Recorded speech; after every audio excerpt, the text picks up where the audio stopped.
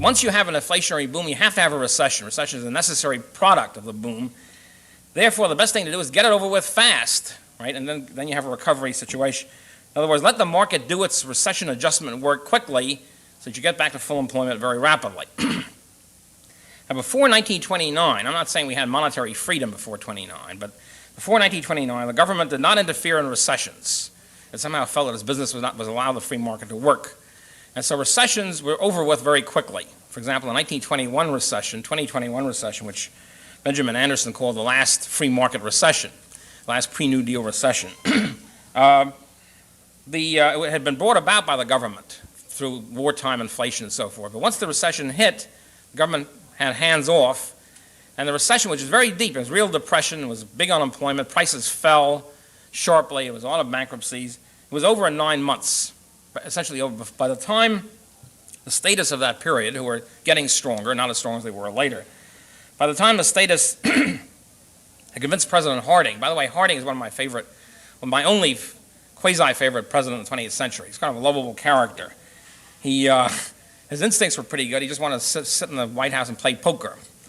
And by the time the status were headed by Hoover, by the way, it's another story I can't get into now since I'm already getting over time.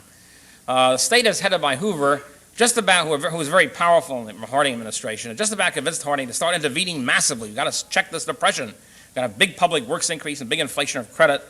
By the time he was able to convince Harding, the recession was over. The free market had worked so fast that the government couldn't intervene.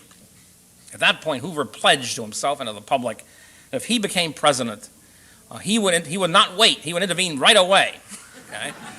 And sure enough, the fall of 1929, he was unfortunately president, and we had a big stock market crash. He intervened massively and immediately, and thereby prolonged the depression for his 4 years in office. And Roosevelt essentially intensified his policies, prolonged it until so he got us into war in 1940-41. So the Austrian position then is if you're in a boom period, stop inflating fast as soon as possible, right away, push the button, stop expanding money, and then sit the recession out. Don't intervene in it, so it will be over with fast. It's like the difference between a surgical thing where you cut off a tumor or something like that, or else a chronic depression where you're sick constantly and getting sicker. It's an acute thing versus a chronic depression. And so, by trying to fine-tune the system to end inflation without depression, Friedmanite monetarism got us into a big depression. And then by that time, then of course the deficits increased. Monetarism was discredited probably more than it should have been. Lafferism was discredited more than it should have been because they never tried Lafferism. They never had the tax cut to test it.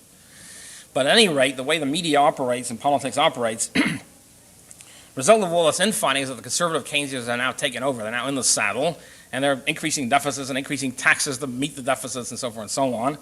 And we're back to the good old days of the Keynesian epoch, at least politically. We will not get out of it until, well, I don't know, until we take over, I suppose. Thank you.